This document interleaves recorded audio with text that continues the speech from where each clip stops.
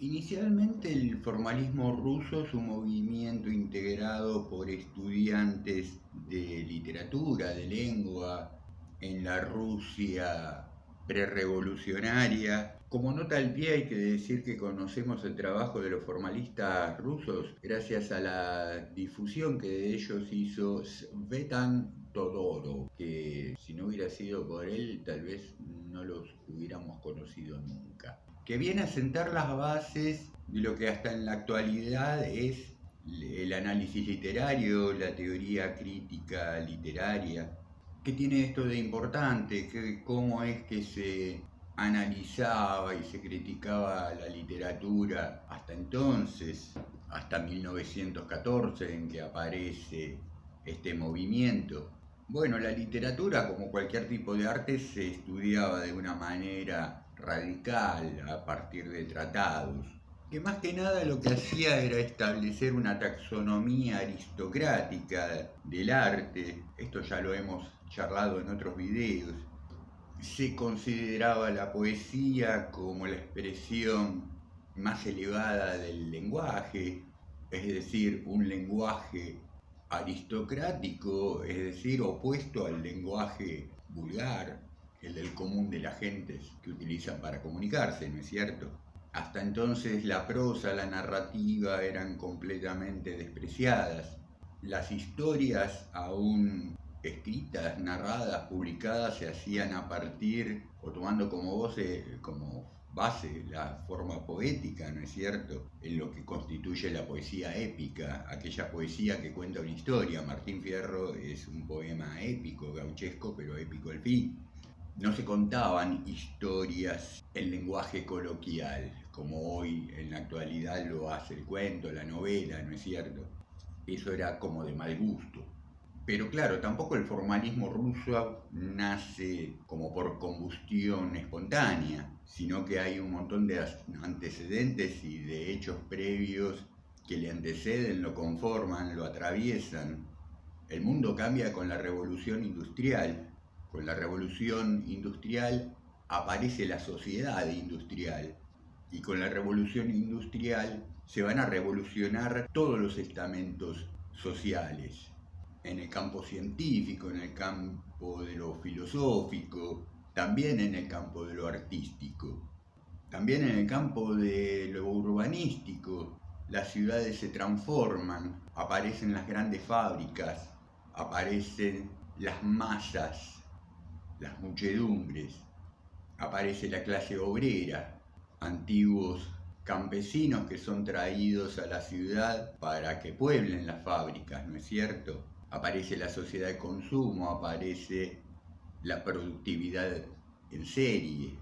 Ya en 1870 aparece también una nueva poética a partir de lo que llamamos la generación de los poetas malditos, representados en nombres tales como Rimbaud, Baudelaire, Paul Verlaine, entre otros, que ya empiezan a notar y a intentar representar en sus producciones literarias peculiaridades negativas, ¿no es cierto? Que empiezan a vislumbrar o a experimentar en función de esta modificación que por todas partes parece proliferar en las sociedades, en las ciudades, en las urbes.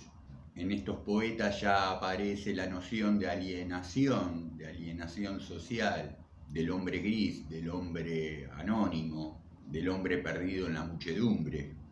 Creo que hay un texto de Edgar Allan Poe donde con el título de La muchedumbre empieza a dar cuenta de la existencia de un fenómeno social quizás hasta entonces desconocido, ¿no es cierto? Tal vez hasta la revolución industrial, bien que mal, aún en las grandes capitales. Esto lo podemos ver a veces representado en algunas películas donde la gente por la calle todavía se saluda, se conoce en algún grado, ¿no es cierto? Bien, ya entrados en el siglo XX, proliferan también vanguardias artísticas en todas las disciplinas, pero que siempre también arraigan en lo literario, ¿no? Por decir algunas, fauvismo, el cubismo, el expresionismo. Particularmente hacia el 1910 aparece el futurismo italiano, al que los formalistas rusos le van a prestar mucha atención, porque en algún momento el futurismo italiano está investigando la posibilidad de generar un lenguaje transmental o transracional. Pero en fin, ¿qué es el formalismo ruso? En principio, como decía, un grupo de jóvenes rebeldes, estudiantes, estudiosos de la literatura, que se concentran en Rusia, obviamente, en un espacio denominado Opoyas, o Pojas, discúlpenme los rusos mi mala pronunciación.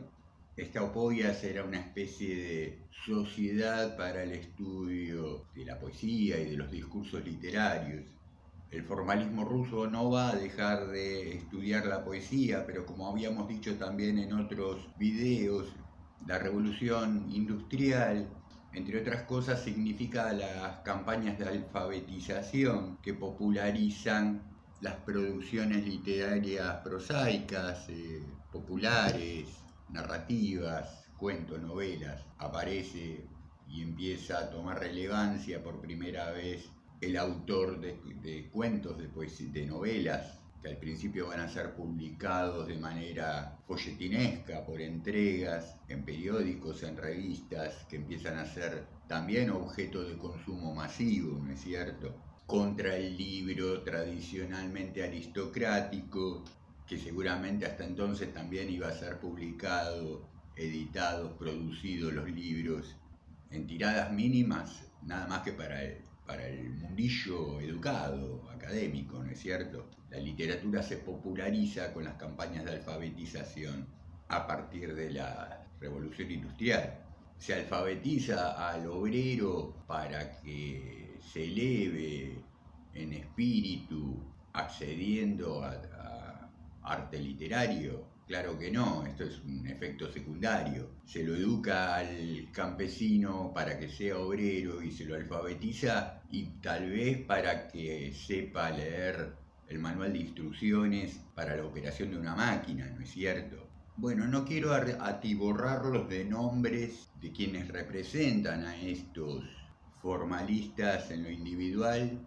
Esto no es una clase, tal vez a ustedes no les interese más que tener un panorama general de lo que ha sido el formalismo ruso, pero bueno, tenemos a un tal Víctor Shklovsky, a quien se le considera ser el padre del formalismo. También es muy importante Boris Eichenbaum, que trata de establecer un método de análisis formal. Él más que nada se dedicaba al cuento, a la novela. Tenemos a otros tales como Tomaszewski, Tiniano, Vladimir Prob, Roman Jakobson, a quien seguramente ustedes recuerdan de la escuela secundaria cuando se les explicaba, se les enseñaba el esquema de comunicación.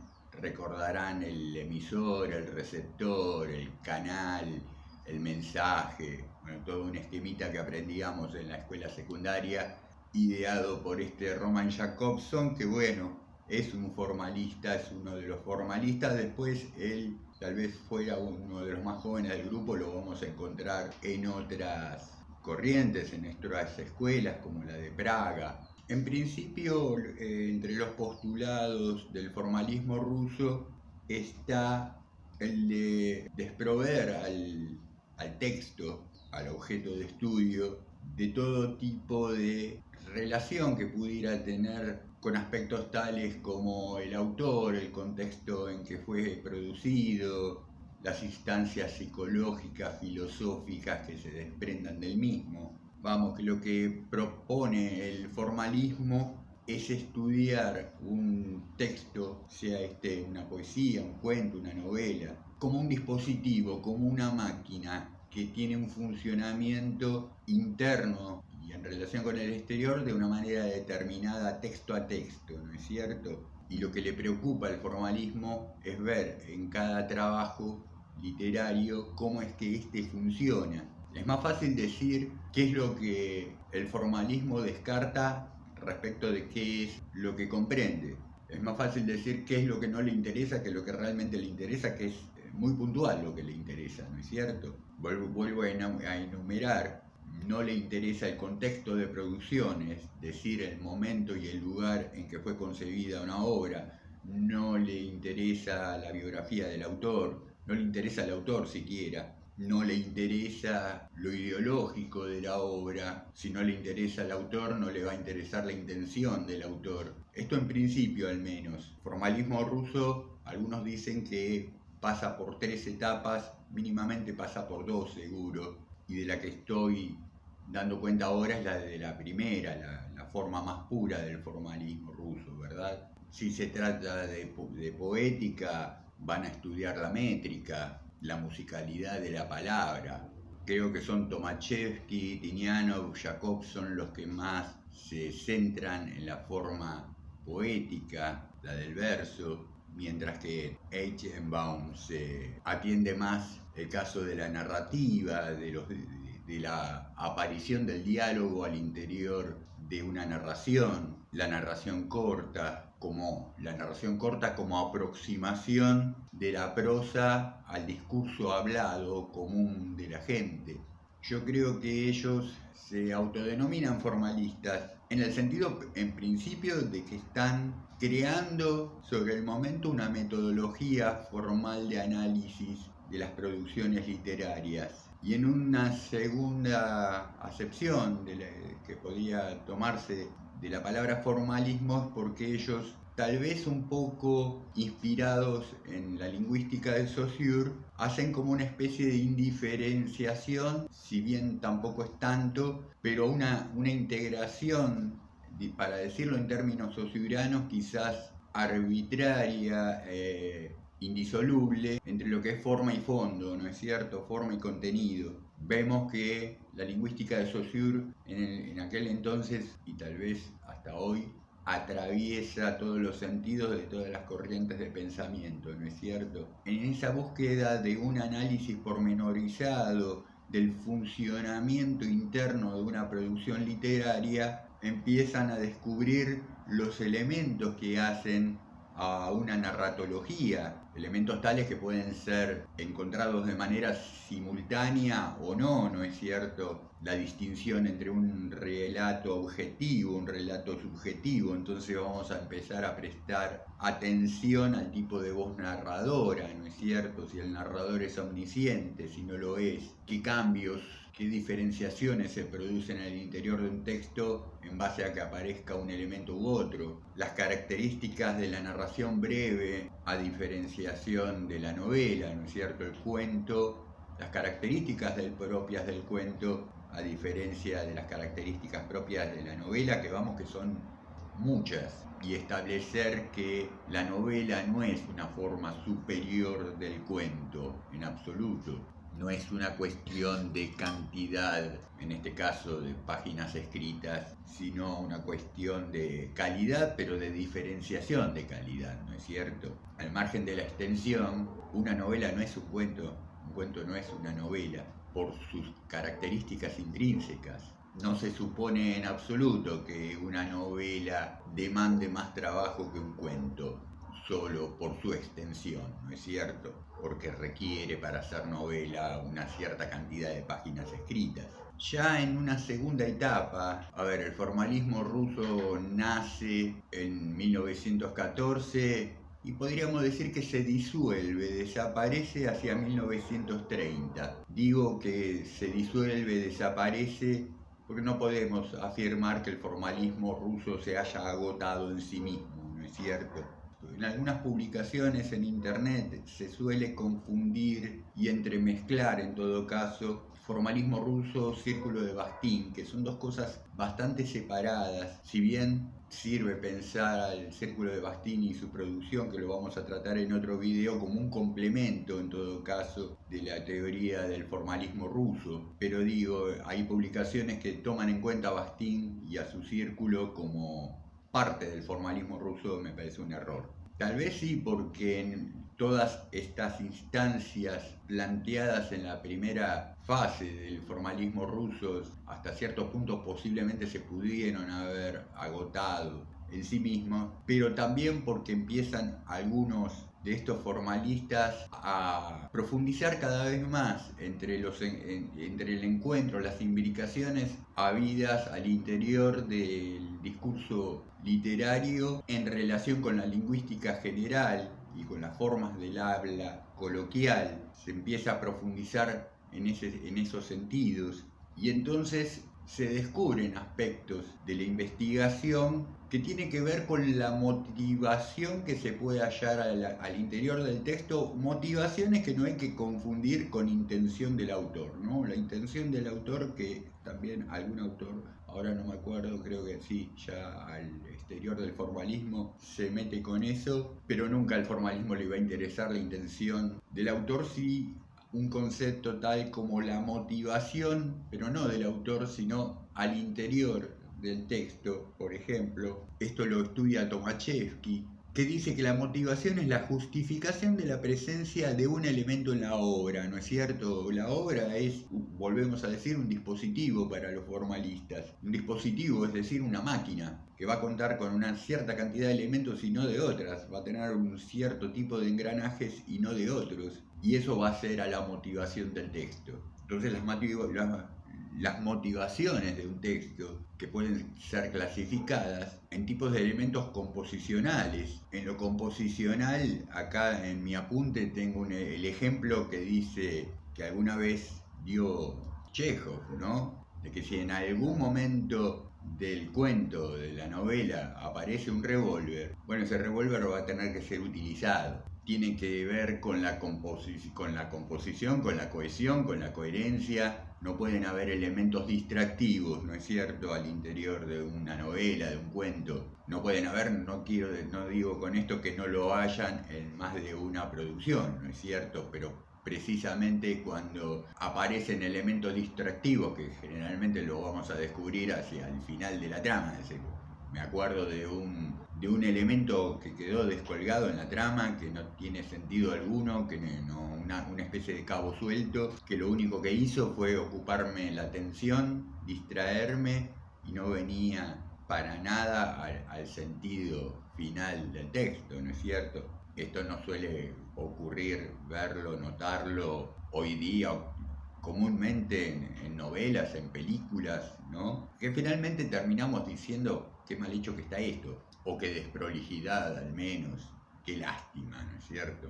Otro tipo de elemento al interior de la taxonomía de las motivaciones lleva la etiqueta del realismo. Realismo tiene que ver con la verosimilitud en relación a lo que se cuenta. Respecto de la verosimilitud que hace a un realismo que no necesariamente tiene que ser un realismo social. Y acá nos metemos entonces al interior del conjunto de los géneros literarios, que también eran un tema de mucho interés para el formalismo. Desde ya no es el mismo realismo el de un policial que el de una novela costumbrista, que el de una novela de ciencia ficción.